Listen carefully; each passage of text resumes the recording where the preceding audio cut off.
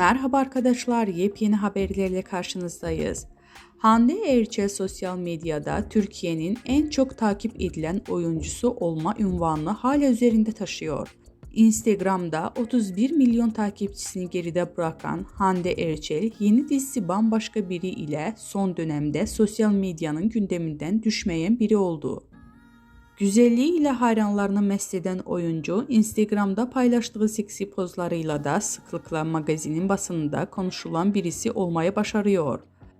Aşk yaşadığı Hakan Sabancı ile sürekli gazeteler sayfalarını süsleyen ünlü oyuncu, ayrıca internet basınında da yoğun şekilde haberleri yapılan isimlerin başında geliyor. Hande Erçel demek, magazin olsun, dizi olsun, YouTube yayın olsun, reyting anlamına geliyor.